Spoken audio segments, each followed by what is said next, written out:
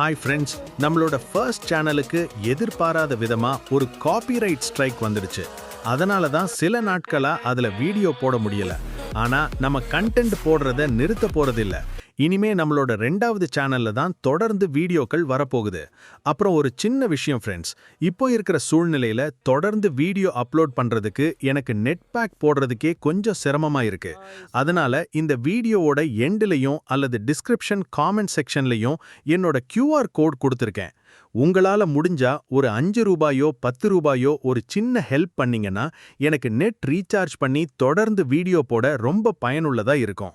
முக்கியமான விஷயம், இதை நான் கண்டிப்பா பண்ணியே ஆகணும்னு உங்களை கட்டாயப்படுத்தல ஃப்ரெண்ட்ஸ். உங்களுக்கு விருப்பமும் வசதியும் இருந்தா மட்டும் பண்ணுங்க. உங்க அன்பு தான் எனக்கு எப்போதுமே ஃபர்ஸ்ட். நம்ம 2வது சேனலையும் மறக்காம சப்ஸ்கிரைப் பண்ணி உங்களோட சப்போர்ட்டை கொடுங்க. சீக்கிரமே அடுத்த சூப்பரான வீடியோல சந்திக்கலாம். தேங்க்ஸ் ஃபார் வாட்சிங்.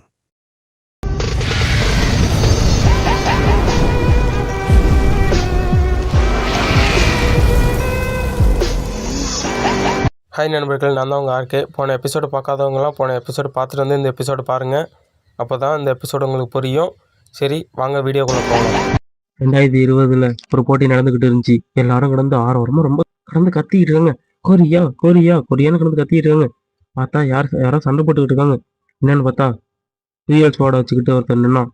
கண்ணை மூடி தோக்கிறதுக்குள்ளே ஒரு அட்டாக் நடந்துச்சு. இங்கே யாருக்குமே புரியல என்ன நடந்துச்சுன்னு. டக்குன்னு பார்த்தா அட்டாக் முடிஞ்சுட்டுங்கிட்டு வந்து ஒருத்தர் நின்னான். அவன் sword king. Dual sword use பண்ற யூன் சே ஜின்னு அழைக்கப்பட்டான் அவன். எல்லாரும் வந்து கத்த ஆரம்பிச்சிட்டாங்க. ஸ்வாடு கிங் ஸ்வாடு கிங் ஸ்வாடு கிங் ஸ்வாடு கிங்னு கத்த ஆரம்பிச்சிட்டாங்க. ஐயோ, ஸ்வாடு கிங் அவரோட அட்டாக் பாருங்க எவ்வளவு சூப்பரா இருக்கு. நம்ம கொரியாவுக்கு பெருமை சேர்த்து கொடுக்குற ஸ்வாடு கிங்க்கு எல்லாரும் கரகோஷம் எழுப்புங்க. அவர் தான் நம்ம நாட்டோட பொக்கிஷம். நம்ம நாட்டுக்கு அவர் நிறைய செஞ்சிருக்காரு. நம்ம நாடுதான் கடந்த வருஷம் நடந்த எல்லா போட்டியிலையும் ஸ்வாடு கிங் இருக்க வரையும் நம்ம கொரியா எப்பவுமே ரேங்க் லிஸ்ட்ல வந்துகிட்டு தான் இருக்கும். அதோட அங்கே கட் பண்ணி திடீர்னு நியூஸில் என்னோட ரேங்கை ஹை ரேங்க்லேயே வச்சுக்கிறதுக்கு நான் ஒரு முடிவு செஞ்சுருக்கேன். அது என்னன்னா, நான் என்னோட பேரை மாற்றிருக்கேன். ரியோ ஹாய்னு மாற்றிட்டேன் என்னோட பேரை.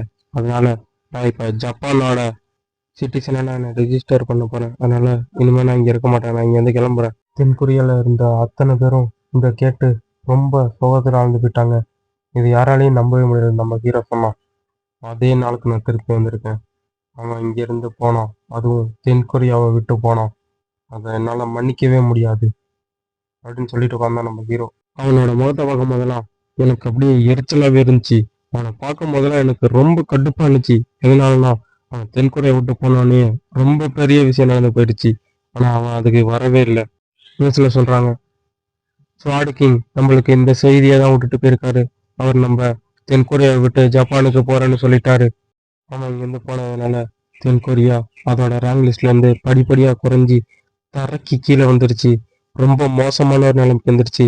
ரேங்க் லிஸ்ட்டில் கூட வர முடியாமல் தென்கொரியா மிகப்பெரிய அடி வாங்கினுச்சு. அதனால நிறைய இழப்பு ஏற்பட்டுச்சு. இதுக்கெல்லாம் நான் அவனை மன்னிக்கவே மாட்டேன். ஹீரோ டிவியை பார்த்துக்கிட்டு இருந்தான். டிவியில் சொல்லிக்கிட்டு இருந்தாங்க, ஸ்வாட் கிங் இங்கேருந்து போனதை பற்றி பேசிக்கிட்டு இருந்தாங்க. அதை பார்த்து ஹீரோ, இனிமேல் இதை பற்றி என்ன பண்ணுறது அப்படின்னு சொல்லிட்டு டிவியை ஆஃப் பண்ணிட்டு, அதுக்கப்புறம் அவனை மாதிரி யாருமே பவர்ஃபுல்லாக ஒருத்தருமே வரல கொரியாவுக்கு. அதனாலேயே கொரியா ரொம்ப பலவீனமாக போயிடுச்சு. எனக்கு சரியான நேரம் ஒண்டி இருந்தால் கண்டிப்பாக எல்லாரையும் காப்பாற்ற முடியும். ஒரு பேட்டில் நெட்டுங்கிறது ரொம்ப ஒரு ஆபத்தானது. ஃபஸ்ட்டு இது ஒரு கேமு மட்டும்தான் ஆரம்பிச்சிச்சு. ஆனால் 2 வருஷம் கழிச்சு இது உயிர் வாழ்வதற்கான ஒரு போராட்டமாக மாறிடுச்சு. யாரெல்லாம் பலசாலியாக இருக்காங்களோ அவங்க ஒன்றி தான் உயிரோடு இருந்தாங்க. அதுக்கப்புறம் என்ன நடந்துச்சுன்னா, கேமில் உண்மையிலேயே ஒருத்தவங்க இறந்துட்டாங்கன்னா அவங்க நிஜ வாழ்க்கையிலையும் இறக்க ஆரம்பிச்சாங்க. நிறைய மான்ஸ்டர் வெளியே வந்து மக்களை படுகொலை செய்ய ஆரம்பிச்சிருச்சு. ஒருத்தரையும் உடலை பாரம்பரியமாக கொள்ள ஆரம்பிச்சிச்சு. அந்த ஸ்வாட் கிங் வந்து இங்கே இருந்து போகாமல் இருந்திருந்தா இவ்வளவு நடந்திருக்குமா? அதனாலேயே தென்கொரியா ஒரு மோசமான நிலைக்கு போணுச்சு. ஒருத்தர் உயிர் வாழ்றதுக்கு ரொம்ப கஷ்டமா இருந்துச்சு. ஆனால் அதிலிருந்து யாராலையும் தப்பிக்க முடியல. என்ன தவிர அந்த கோவம் எனக்கு இன்னும் இருக்குது. அவன் வண்டி அன்னைக்கு போகாம இருந்திருந்தாலும் இன்னைக்கு எவ்வளவு பேர் உயிரோட இருந்திருப்பாங்க கொரியாவில்.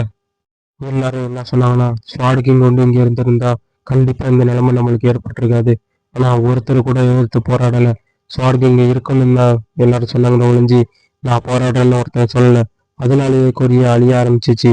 என்னோட பேரை சேக்கின்னு வச்சுக்கலாம். சேக்கிங் அவன் என்ன வகையான ஒரு ஹண்டர்னு தெரியல. அவனை நினைச்சாலே எனக்கு கோபமா வருது. கண்டிப்பா அவன் ஒண்டி என் கையில மாதிரி போய் சிக்கிறவே கூடாது. அவன் மேல மக்கள் அவ்வளவு நம்பிக்கை வச்சிருந்தாங்க. எல்லாரும் அவனும் நம்பினாங்க. ஆனா அவன் இந்த மக்களை ஒரு பொருட்டா கூட மதிக்கல. மக்கள் அவன் மேல வச்சிருந்த நம்பிக்கையை உதறி தள்ளிட்டு அவன் இங்க இருந்து போனான். கிங், நீ அப்போ நீ அதை சொல்லாம இங்க இருந்து போகாம இருந்தீங்கன்னா எவ்வளவு பேரைய காப்பாத்திருக்கலாம். ஆனா இன்னொரு வாட்டி என் முன்னாடி வந்து இவன் வந்துடாதடா. பிரதர் இன் லா, உன்னை நான் சும்மா விட மாட்டேன்டா. என்னோட மொத்த கோவத்தையும் காட்டிடுவேன். எதனால ஹீரோ இவ்வளவு கோபப்படுறான்னு இப்போ தெரியுது. ஏன்னா அவன் ஹீரோ சிஸ்டரோட ஹஸ்பண்ட். அப்படி இருந்தா அவன் கொரியாவை விட்டுட்டு ஜப்பானுக்கு போயிட்டான். அதனால ஹீரோ சரியான கோவப்பட ஆரம்பிச்சிட்டான். என்னோட சிஸ்டர் வந்து நேரம் உயிரோட இருந்திருந்தா கண்டிப்பா எல்லாமே வித்தியாசமா தான் நடந்திருக்கும். ஆனா என் சிஸ்டர் இப்போ உயிரோட இல்லை. எல்லாம் நல்லதுதான். இந்த நேரத்துல நான் திரும்பி வந்து ரொம்ப நல்லதுதான். ஆனா என்னோட ஸ்டேட்டஸ் பாயிண்ட் ரொம்ப கம்மியா இருக்கு. இதுக்கு ஏதாச்சும் ஒரு வழி நான் கண்டுபிடிச்சே ஆகணுமே. ஹீரோ சொல்றான், இந்த அளவு ஸ்டேட்டஸ் இருக்கனாலும் பரவாயில்ல. நான் என்ன பண்ணிட்டு இருந்தேன் இந்த நேரத்துலலாம்? சரக்கு அடிச்சுக்கிட்டும் சும்மா வெட்டியா சுத்திக்கிட்டு தானே இருந்தேன். அதனால இந்த அளவு ஸ்டேட்டஸ் பாயிண்ட் கிடைச்சது எனக்கு ரொம்ப அதிசயமா இருக்கு. கண்டிப்பா இப்படி ஒரு பவர் கிடைக்கும்னு நான் ஏத்துக்கல. எஃப்ஐ ரேங்க் gift கிடைச்சிருக்கு எனக்கு. மிச்ச பிளேயர்ஸோட ஸ்டேட்டஸ் பாயிண்டையும் அவங்கள்ட்ட என்ன அட்டாக் என்ன பண்ணலாங்கிறதையும் என்னால் இப்போ பார்க்க முடியும். ஒவ்வொருத்தரும் 18 வயசு நெருங்கும் போதும் அவங்களுக்கு தனித்தனியான சக்தி கிடைக்கிது. ஆனால் ஒருத்தருக்கு ஒரே ஒரு சக்தி ஒன்று தான் கிடைக்கும். அது பொறுத்து தான் அவங்களோட ரேங்கையும் முடிவு செய்யணும், அவங்களோட பவரையும் முடிவு செய்ய முடியும். அதனாலேயே ரொம்ப பேருக்கு அதிகப்படியான சக்தி கிடைக்கல. அப்படியே அவங்களுக்கு 18 வயசு ஆகி அவங்க என்ன ரேங்க் வராங்கன்னு பெட் கட்டி எல்லாரும் பணம் சம்பாதிச்சுக்கிட்டு இருந்தாங்க. அது ஒரு பொழுதுபோக்காக எல்லாம் நினச்சிக்கிட்டு இருந்தாங்க. எனக்கு அப்போ தெரியல அந்த நபரோட உண்மையான மதிப்பு ஒரு இறந்ததுக்கு அப்புறம் தான் தெரியும்னு. அப்படின்னு சொல்லிட்டு தன்னோட ஸ்டேட்டஸ் ஒன்று ஓப்பன் பண்ண ஹீரோ. ஸ்டேட்டஸ் ஒன்று ஓப்பன் பண்ணிட்டு, ச்சே, என்னோட புள்ளியொருத்த பார்த்தா எனக்கே அருவருப்பா இருக்கு. இது எப்படி நான் அதிகரிக்கிறது? ஐயோ, இப்பதான் எனக்கு ஞாபகம் வருது.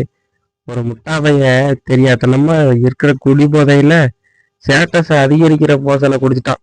அதனால இப்படி ஆயிடுச்சுன்னு நினைக்கிறேன். அந்த முட்டாப்பைய வேற யாரும் கிடையாது, நான் தான். என்னடா அது, இவ்வளவு அச்சீவ்மெண்ட் பாயிண்டா?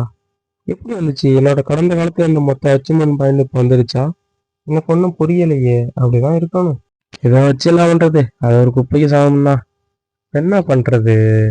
இவ்வளவு ஸ்டேட்டஸ் பாயிண்ட் கொடுத்துருக்காங்க, இதுக்கு ஏதாச்சும் ஒரு வழி இருக்கணுமே. அப்படின்னு அதிர்ச்சி அடைஞ்சு ஹீரோ, என்னது என்ன எக்ஸ்பீரியன்ஸ் பாயிண்ட் எக்ஸ்பேஞ்ச் டோக்கனா? இப்படி நான் பார்த்ததே இல்லையே. அப்பனா அது எனக்கு ஒன்று தான் கொடுத்துருக்காங்களா? இல்லை அந்த ஸ்டோர்ல என்னென்னமோ விற்க ஆரம்பிச்சிட்டாங்கன்னா இது கொஞ்சம் இன்ட்ரெஸ்டிங்காக தான் இருக்கு. சரி, என்னன்னா பார்ப்போமே இந்த ஸ்டோரில் அப்படி என்னென்ன இருக்குன்னு. என்ன கொடுத்துருக்காங்க?